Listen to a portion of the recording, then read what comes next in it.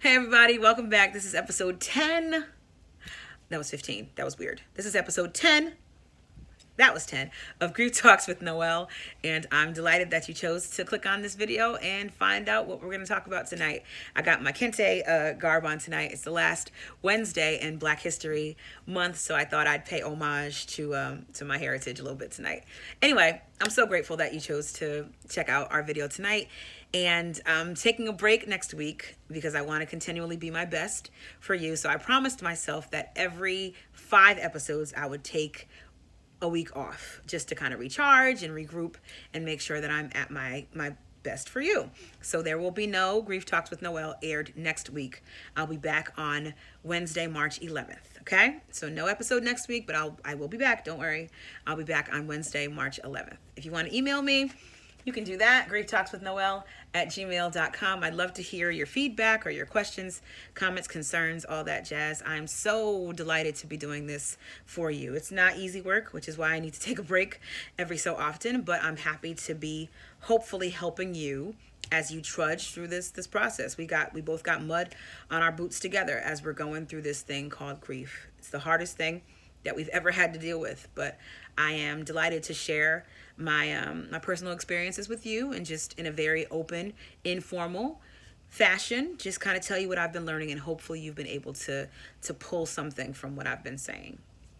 All right, but tonight, no tears tonight.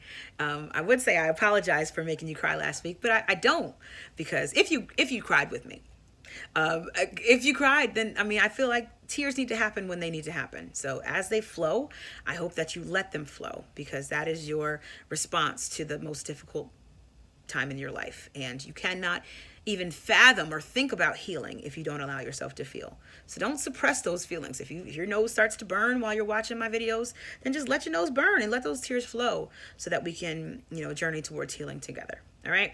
Tonight, no tears. Tonight, we're going to talk about something funny and whimsical. At least I think so. We're going to talk about the crazy things that people say to us while we're grieving. So tonight's episode is called People Mean Well, But... And I'd like to believe that people really have, your best interest at heart, and the things that they say to you, they're trying to be helpful, but they may come out sideways sometimes. So this episode is going to explore just 5 of those things that people say to us, and I'm sure you've all heard them before. All right, first one, I know you've all heard this. This is probably the oldest one. I'd imagine that somebody sent Adam and Eve like a rock, a cement card with this in it when Cain killed Abel, because I feel like it's been around for that long. And here's the phrase: if you need anything, let me know. If you need anything, don't hesitate to call. That's the most common, most overused phrase, especially at funerals. Like, certainly almost everybody that probably got up at your loved one's funeral, certainly everybody that got up at my dad's funeral, said that. And to the family, if you need anything, let me know. And I believe they genuinely mean that. I believe that comes from their hearts, but I don't know that they know what else to say. And let me tell you why this is not really an effective thing to say to grieving families, because grieving families have no idea what they need right then. No, scratch that. The only thing they need in that moment is their loved one back. And unless you are Jesus Christ of Nazareth and you're the same yesterday, today, and forevermore, you can't really do that for them. So saying that, I think, is, you're just, again, it's a reaction to not knowing what to say. It's just the product of that. You don't know what to say, so if you need anything, let me know. Because in most cases, the grieving families are not going to contact you and say, hey, can you do this for me? Hey, I really need that. Because they're so scatterbrained. They're so all over the place. This is the hardest thing you ever have to deal with in life. And the last thing you're thinking about is burdening somebody else with what you might need. So what you can do is just kind of show up and give them things like toilet tissue, practical things, bottled water, things like that. Money always works. It does. And I'm not trying to say that to sound funny or anything like that, but it's true. You have no idea what the financial structure of this family was like. And maybe when their loved one passed away, things got all shaken up and jumbled up.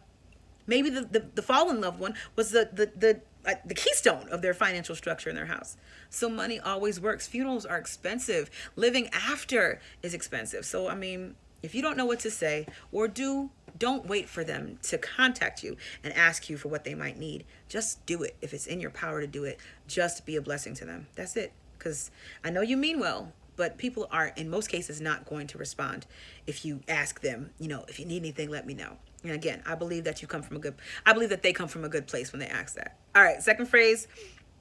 So how are you? You're good? You look good. People say this to me all the time. It's like they ask me how I'm doing, but then they don't even give me a chance to answer. Because sometimes I feel like they don't really want the answer. They kind of just want to know that you're good. They want you to say good. So that's why they say good before you can say good. So how are you? Good? Oh, you look good. Okay, well, bye. Again, it makes people uncomfortable to experience or to witness or to observe anybody that's hurting. So in an effort to make themselves perpetually comfortable, they just will answer your own question for you. So what I do in most cases, when people say, how you doing? I just say, how are you doing? I send it right back to them. So that way they don't have the chance to be uncomfortable with my answer. Because in most cases, I believe people probably don't want to know how you're really doing. And it's hard to explain. You cannot encapsulate into words how you're really doing. So you just kind of roll with it as they say, how you doing? And then they answer their own question. People mean well, but sometimes they say, oh, I can't even imagine how you feel. Oh my God, like if I ever lost my dad, oh my God, I don't know what I would do. Oh my God, I would be so lost. Oh my God, my life would be over. Oh my God, I wouldn't be able to get out of bed. Oh my God, I wouldn't be able to do anything for myself. Oh my God. Things like that. Just go to like Home Depot and get like a 10-gallon container of Epsom salt and just pour it into my wound, because that's basically akin to what you just did. And I think that was a loose attempt at empathy for the person that said that to me, but I think she was just trying to connect with how I feel. And she was trying to express her, sorrow and her sadness for my loss by putting herself temporarily in my shoes.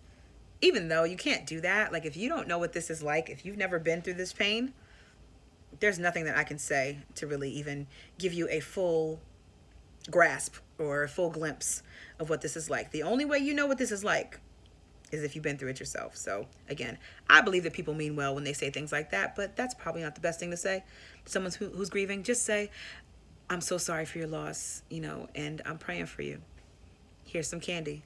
I don't know, something like that. But don't say what I just said. Number 4, I'm not sure if you back, into doing this yet, but I'm having a program, and will you come to my program? Will you come MC my program? Somebody asked me to preach at their church in January of 2019. January, which was like literally not even 30 days after my father had passed. It was like early January too when this person asked me. And I don't think that they meant malicious. They had malicious intent, rather. I don't think they meant anything, ill intentioned or whatever. They meant well. They had no ill will in their heart when they asked me that. I think they were just probably trying to get me into the swing of things or just jumpstart me. And there are people that can jump right back into that thing and do it. Not Noel. That's not me. But anyway, I think that the person meant well and was maybe just trying to jumpstart me and get me back into the swing of things or whatever. But that was not the right thing to ask me. It wasn't. And I'd like to believe that when people ask you to do things that you used to do right after your loved one passed away, they're just trying to help you, reset, and not because they're interested in their own success or the success of their endeavor or event. Hope not. And finally, the last thing, actually there's a long list, but I narrowed it down to 5. One of the major things that people say to people who are grieving, and it burns me up every time I hear it, and it burns me up every time that it's said to someone else. 2 words. The worst 2 words you could ever say to someone who is hurting. Be strong. Telling a grieving person to be strong is akin to telling a newborn baby not to cry. It is. Let me tell you how. So the newborn baby is in the womb for 9 months. It's all wrapped up in its mother's belly, and it's all warm, and it's used to that temperature. It's used to those sounds, the vibrations. It's used to being fed a certain way. It's used to all this way of living. This is the only life, the only frame of reference that it knows. And then, boom, out of nowhere, it's out in the open. And the baby is like, what is going on? Everything I once knew is different. And so in response to this, the fearful response to this new life is to cry. Same thing with someone who's grieving. Everything they've known, their whole frame of reference is gone. And now in this new life, as they're crying and trying to figure it out, you cannot tell them to be strong. Don't tell them to be strong because you're uncomfortable with their weakness. I feel like that's why people say it sometimes. They don't want to see you hurting, so they're like, okay, kind of suck it up. Hey, pull it together, be strong. Somebody even told me recently, be strong. Your father would want you to be strong. Spoken by somebody who doesn't really know my father. Because if you knew my father, yes, he was a strong individual. Yes, he was an alpha male. Yes, he was a courageous, valiant, fearless leader. He was the greatest, a titan of a man. Absolutely true. Also true, he was one of the most sensitive men I knew. It's true. Completely in touch with his feelings, completely masculine. He was able to show that duality, and the duality of my dad is one of the things I loved about him the most. He was able to be strong and when he needed to be, but then I've seen him cry numerous times. He was able to hug us and console us. And the one thing that he was most sensitive about was his family. And in particular, his girls. And by his girls, I mean my mother, his bride of 41 years, my cousin Taylor, who was raised with us pretty much. She grew up with us while she was a young child. My sister-in-law, Sherry, my brother's wife, and absolutely myself, his baby girl. He was very sensitive to our needs. So he would tell me to feel everything I need to feel. And that's exactly what I told that lady. I said, Mother, I'm sorry, but my father would want me to feel everything I need to feel. So don't tell me that my father would want me to be strong and suck it up, because he would want my process to be complete. He wouldn't want the cake to be half baked. He would want me to go through everything that I have to go through, feel everything I have to feel, so that I can come out and be strong. I can get strong. He wouldn't want me to be strong, because that's a form of denial. He would want me to get strong. And that's what I'm trying to do in my own way, in my own process, every single day. I think she meant well, but that was the wrong thing to say. So when people say the wrong things to you, just try to believe that hopefully they mean well, but comes out a little sideways, because nobody wants to see you hurting. So they try to say things that they think will assuage your pain. But take the good for what it's worth, and the negative things, just kind of toss them away or laugh about them or tweet about them. No, don't do that.